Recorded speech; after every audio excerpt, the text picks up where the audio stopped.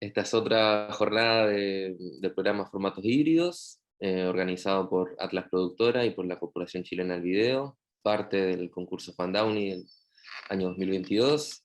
Somos Luciana Zurita y Miguel Ángel Gutiérrez, y hoy estamos hablando con Chema García Ibarra a propósito de que vamos a mostrar Espíritu Sagrado, su última película. Así que le damos la bienvenida a Chema. Hola, muchas gracias por la invitación. Nada, gracias a ti por aceptarla. ¿Quieres empezar tú?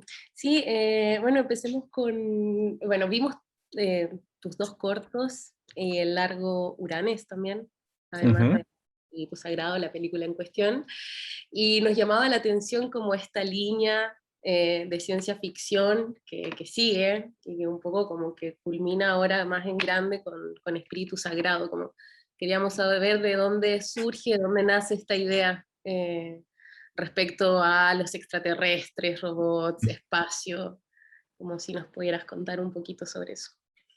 Sí, pues sobre todo lo utilizo, bueno, o sea, es una especie de herramienta lo que hago con la ciencia ficción y con lo fantástico, porque en sí mismo, digamos, el argumento fantástico, o sea, está bien, pero no es exactamente lo que hago. A mí lo que me interesa es utilizar esos conceptos de lo fantástico y de la ciencia ficción y introducirlos o inyectarlos en un lugar donde no suelen verse, donde no suelen suceder, ¿no? ¿Dónde sucede la ciencia ficción? Pues en una nave, en el futuro, en una especie de línea temporal distinta, ¿no?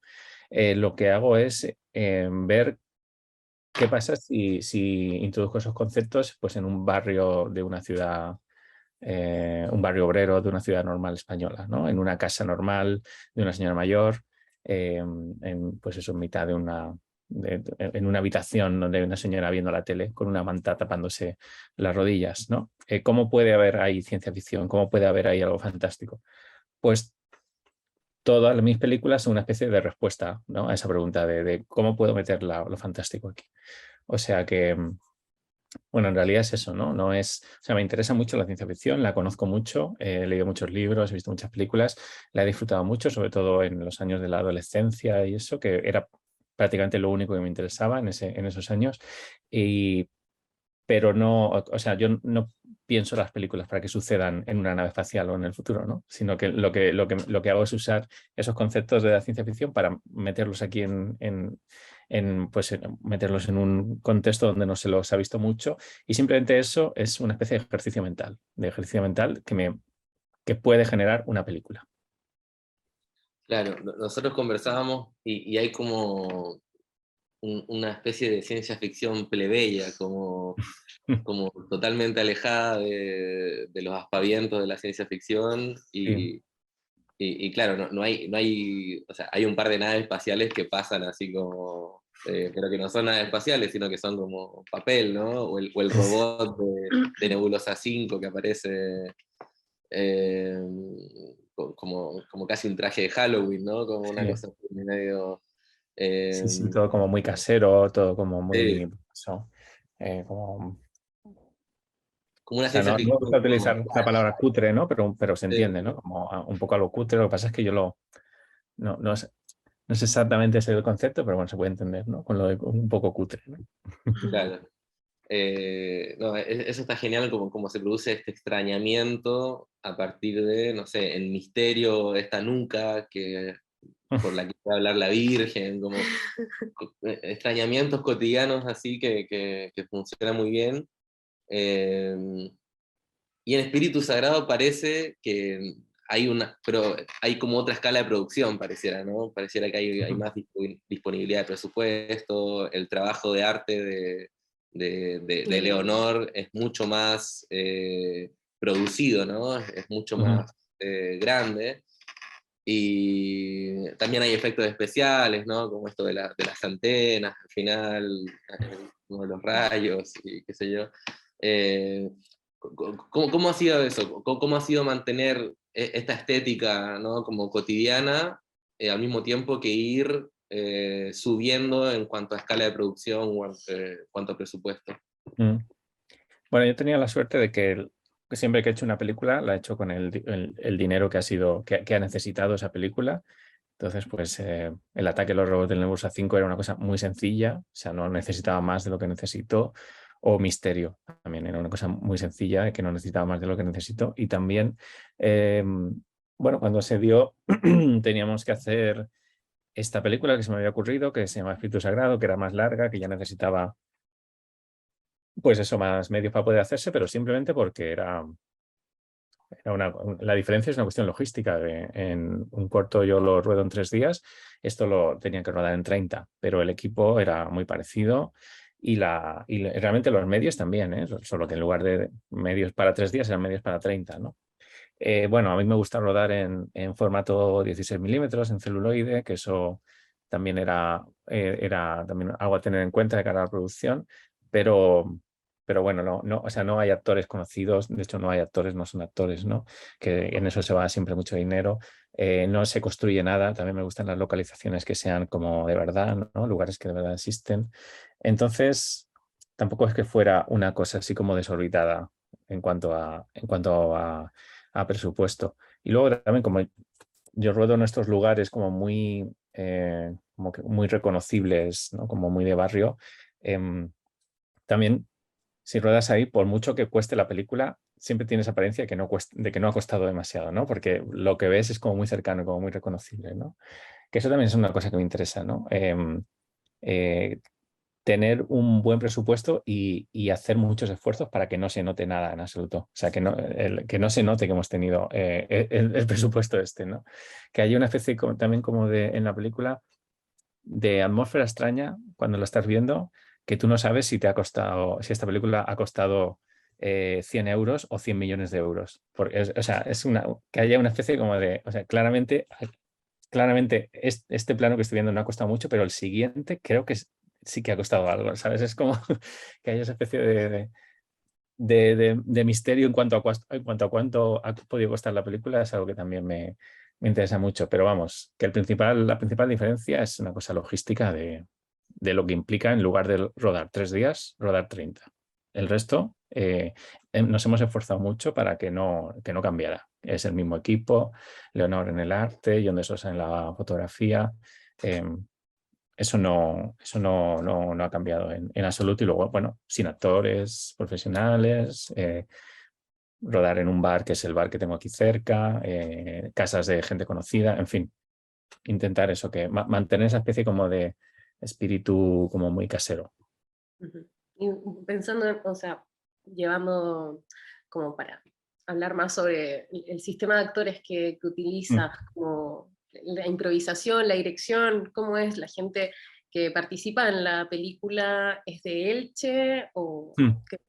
Sí, yo busco que sean de por aquí, sobre todo porque hay un acento que me interesa y hay también una especie de conexión entre la gente y los lugares que también me interesa, como que se conozcan que todo es una especie como de paisaje común, ¿no? De los lugares y las personas, y me gusta que salga ese paisaje común también de las personas. Las personas suelen vestir ropas que ellos tienen, ¿no? O sea, la elección de la ropa la hace Leonor, pero entre las ropas que ellos tienen, ¿no? Entonces ahí hay como una especie como aunque en la persona, o sea, en el Espíritu Sagrado, la persona es el protagonista que trabaja en un bar, no trabaja en un bar de verdad en la realidad, ¿no? Pero más o menos te lo crees porque forman parte digamos, del mismo ecosistema, ¿no? Y bueno, con ellos yo trabajo, bueno, pues les digo enseguida lo que quiero desde el principio, o sea, no utilizo ningún tipo de técnicas o adaptación del lenguaje y tal, o sea, yo les digo, yo no trabajo con actores, si quisiera que actuarais, yo llamaría actores, entonces no estoy llamando actores, estoy llamándoos a vosotros que no os dedicáis a esto y lo que quiero es que no actuéis, que seáis como vosotros mismos, que habléis como habléis vosotros, pero que en lugar de decir esto, pues tenéis que decir esto que yo os he dicho que digáis. Intento que no memoricen, eso sí que lo hago siempre, salvo que alguno me lo pida, por favor, que le deje el texto. Bueno, en ese caso yo se lo dejo, pero intento que se lo lean solamente una vez y hacer las secuencias a partir de lo que recuerdan. Entonces, cuando tú haces eso, recuerdas una idea, digamos, una especie de idea que está en espíritu, pero no recuerdas las palabras concretas, ¿no? y expresas esa idea pues con tu velocidad que tengas al hablar, tu cadencia, tus expresiones, tu acento, por supuesto. Y eso es lo que quiero, y eso se lo digo así directamente, ¿no? Le digo, yo lo que quiero es que digas esto, con tal. Y le hablamos mucho sobre qué es lo que yo considero que es un error, qué es lo que yo considero que es equivocarse, y les dejo muy claro que balbucear no es equivocarse, que es quedarse pensando un rato porque no te acuerdas muy bien de lo que tienes que decir y te quedas pensando un rato, entonces lo dices, que eso no es equivocarse, que hacer pausas así como para pensar lo que vas a decir a continuación no es equivocarse. Si tienes que decir dos cosas en un orden determinado y empiezas por la segunda y luego dices la primera, pues tampoco yo considero que sea equivocarse, ¿no? Lo único que les digo que está mal, lo único que les digo que es la única posibilidad que tienen de equivocarse es que corten el plano. O sea, que miren a la cámara y digan, ay, corta, que me queda en blanco. Corta, ¿sabes? Que hagan ese corte de la maquinaria del cine, eso está mal. El resto, todo va a estar bien. Si repetimos es porque a lo mejor quiero una cosa distinta, pero que va a estar igual de bien, ¿no? Entonces eso también se lo dejo claro desde el principio, precisamente para que no tengan ningún miedo como el torrente de palabras que a lo mejor uno piensa que tiene que estar soltando continuamente de una forma perfecta cuando está actuando, que no pasa nada si se interrumpe o si se balbucea o si se corrige uno a sí mismo en un momento dado, que eso pasa en la película. Hay una persona que dice una frase y luego se la corrige a sí misma otra vez. Y eso me gusta mucho, ¿no? Hay muchos balbuceos, hay mucha gente que está un poco nerviosa y se nota y no pasa nada, ¿no? A mí son las cosas a mí que me transmiten humanidad y que a mí me emocionan, ¿no? Que me hacen ver que detrás de eso hay una persona real que está diciendo esas frases y no hay una persona como robótica, ¿no? Entonces, bueno, es sobre todo hablar mucho con ellos. Yo también tengo el tema de todo lo que he hecho antes, que ya tiene como un estilo ya muy claro, pues les pongo mis cortos anteriores y enseguida, ¿no? Enseguida ven más o menos lo que quiero, ¿no? Y bueno, y luego también elegir a la gente muy bien, ¿no? Me gusta gente que tenga un acento muy, muy claro. Me gustan mucho las personas que tienen tics, que utilizan como tics, ¿no? Que tienen como una cosa que no pueden, que no pueden controlar, ¿no? Algún movimiento o alguna coletilla verbal que usan todo el rato. Todo eso lo cojo y lo intento meterlo en los personajes que yo me he inventado. Bien. Yo te quería preguntar también, quizás por un tema más complejo, que aparece tanto en Uranes como en Espíritu Sagrado, que es el tema como del abuso sexual, de la pederastia, que aparece en las dos películas como, no como el tema principal, ¿no? Sino como una cualidad de algún personaje. Sí. Y me imagino que eso ha sido parte de muchas conversaciones sobre Espíritu Sagrado, me imagino mucho Q&A, ¿no? Sí. ¿Cómo ves ese fenómeno? ¿Cómo ves ese tema? A mí me interesa mucho, sobre todo con Espíritu Sagrado, puede que también estuviera por ahí en Uranes, aunque quizá en Uranes era por otro motivo. Una película que tuviera que fuera como muy divertida y luego no fuera divertida en absoluto. O sea, que la película tuviera como mucha diversión y cero diversión a la vez, ¿no? Como que el devenir de la película, el avanzar en la película, fuera como que tienes como una especie como de un juguete de plástico gracioso que a poco se le va dando la vuelta y el interior está como negro y como podrido y asqueroso, ¿no? O sea, que vaya saliendo poco a poco una cosa oscurísima de algo que aparentemente era como medio gracioso al principio, ¿no? Hay personajes ahí que hacen chistes, ¿no? Hay algún chiste gracioso, hay como personajes que, bueno, parece todo como muy liviano y luego la peli como que la peli se va pudriendo y se va pudriendo más. Entonces necesitaba, para jugar con este contraste, pues irme al peor lugar posible y al lugar más oscuro posible, ¿no? Entonces, pues evidentemente no hay nada peor que eso, ¿no? O sea, quería que hubiera realmente un cambio brutal, ¿no? Entonces, lo más brutal que quería presentar en cuanto a la cualidad más oscura y tenebrosa del ser humano, ¿no? Probablemente es eso. Una cosa parecida en Uranes, ¿no? También me interesaba mucho que hubiera un trasfondo a la película absolutamente terrible y trágico, ¿no? Y claro, pues cuando uno piensa en lo absolutamente terrible, pues es esto, ¿no? Es esto, no hay nada más absolutamente terrible. Entonces necesitaba recurrir a ese tema ya ha salido suficiente, mis películas ya no van a salir más. O sea, ya está. Ya lo he explotado. Ya está todo lo explotado que tiene que estar. Ya me inventaré otras cosas en el futuro, ¿no? Luego también me interesa mucho el fuera de campo, ¿no? Cosas, o sea, en esas películas suceden cosas espantosas, pero tú no ves nada. No ves nada. A lo mejor, pues en Uranus ves una puerta cerrada, ves una voz que te dice algo. En Efecto Sagrado también hay una cosa parecida, ¿no? Con una puerta cerrada o una habitación, o bueno, y al final hay una especie como de, digamos que la película está aquí y lo espantoso está alrededor, pero no dentro de la película, ¿no? Como que tú sientes que hay una cosa oscurísima, pero me gustaba mucho la idea de que nunca se viera nada, o sea, no hay ningún tipo de imagen perturbadora en la película visual, quiero decir. Hay una especie de imagen perturbadora, pero no es visual, ¿no? Está como, o sea, no te traumatiza un plano o una secuencia en la película, sino algo que está como contenido en el plano, pero que no se ve, ¿no? Entonces también me interesaba mucho eso, también jugar con esos fueras de campo y explorar un poco cómo enseñar cosas sin enseñarlas y que la película vaya de una cosa que nunca se ve, ¿no? O sea, llegó un momento al principio en que hubo que explicar qué película íbamos a hacer a los padres de la niña que salía en la película. Hay una niña que es prácticamente la compañera del protagonista, ¿no? No es o sea, hay un protagonista, pero como que su compañero. Entonces, se lo tenía que explicar muy bien de qué iba la película, obviamente, ¿no? Y o sea, le conté primero en qué secuencias tenía su hija en la película y luego de lo que iba la película. O sea, no había ningún tipo de secuencia problemática de rodar ni de ver en absoluto, ¿no? Y me gustaba mucho la idea esa de que digamos que por secuencias no había nada, ninguna era así como muy oscura, pero luego la película sí lo era, ¿no? Es un poco eso lo que yo quería, tener esa especie como de interior no visible, podrido, de una película cuya cara visible a lo mejor es hasta graciosa y divertida por momentos, ¿no? Sí, sí, pasa mucho en la parte del secuestro del Ujú. tío, que parece como raro, pero uno dice, bueno, tiene otros fines, como, Sí, ya, pero después cuando la niña se mete a la pieza con este hombre sí. y queda en silencio, La escena del pasillo, que ese dura silencio dos dura minutos, tanto, una y cosa me Dura acuerdo así. cuatro. 4 cuando la Sí, sí, vimos, dura 4 minutos y sí, ahí, claro, es una secuencia muy complicada. Es una secuencia muy complicada en muchos aspectos, ¿no? Es una secuencia que incluso te cansa físicamente verla. Porque, bueno, me lo ha dicho mucha gente, ¿no? Pero como que te notas a ti mismo muy en tensión, como que una tensión corporal que te cansa físicamente en esa secuencia, ¿no?